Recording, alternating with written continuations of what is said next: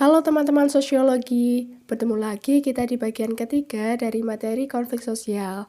Oke, sekarang kita akan membahas tentang dampak konflik sosial nih. Perlu diingat, konflik yang terjadi di masyarakat tidak selalu berdampak negatif loh. Ternyata jika kita kaji lebih dalam lagi, konflik juga bisa berdampak positif baik untuk individu atau kelompok. Nah, sebagai awalannya kita kerjakan kuis dulu seperti biasanya yuk.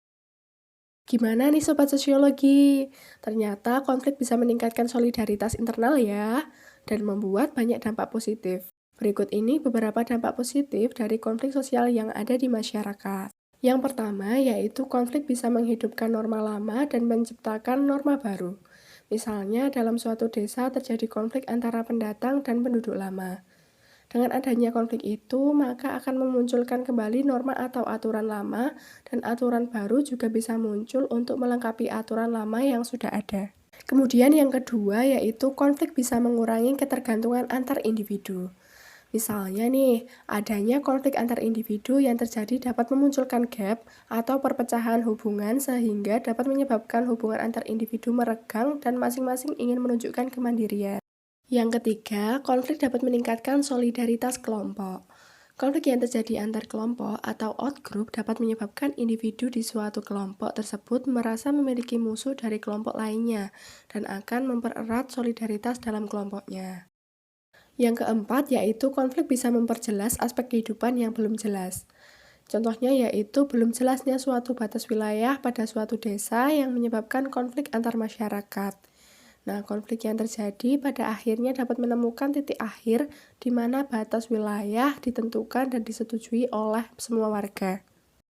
Dampak positif konflik yang kelima yaitu konflik memungkinkan adanya penyesuaian kembali norma-norma, nilai-nilai, serta hubungan-hubungan sosial dalam kelompok. Ketika terjadi konflik, berarti memang nilai dan norma harus disesuaikan kembali agar kehidupan masyarakat kembali tentram. Contohnya yaitu konflik antar masyarakat pendatang dan penduduk asli tadi.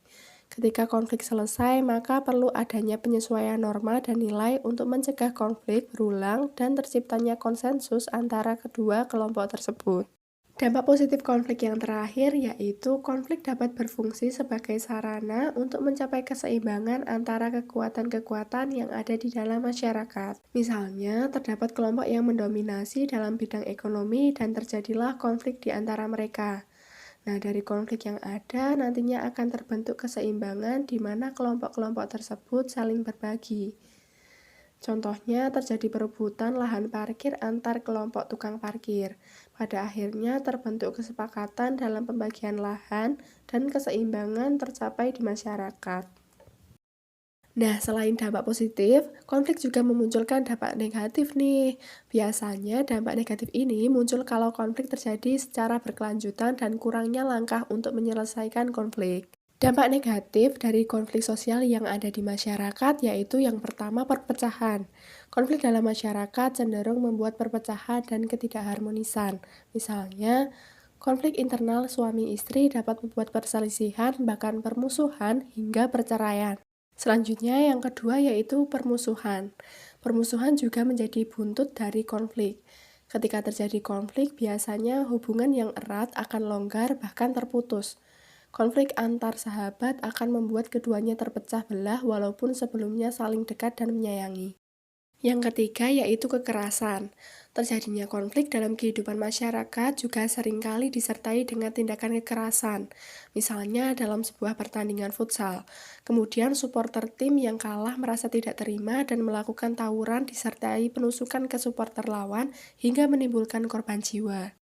Nah, kekerasan ini dapat dikategorikan menjadi 3 jenis, yaitu kekerasan fisik, kekerasan struktural, dan kekerasan psikis. Kekerasan fisik merupakan kekerasan nyata yang dapat dilihat dan dirasakan oleh tubuh, misalnya memukul dan menonjok bagian tubuh. Kemudian, kekerasan struktural adalah kekerasan yang dilakukan oleh individu atau kelompok dengan menggunakan hukum, sistem, ekonomi, dan kebiasaan. Misalnya yaitu penindasan yang dilakukan oleh aparat kepolisian.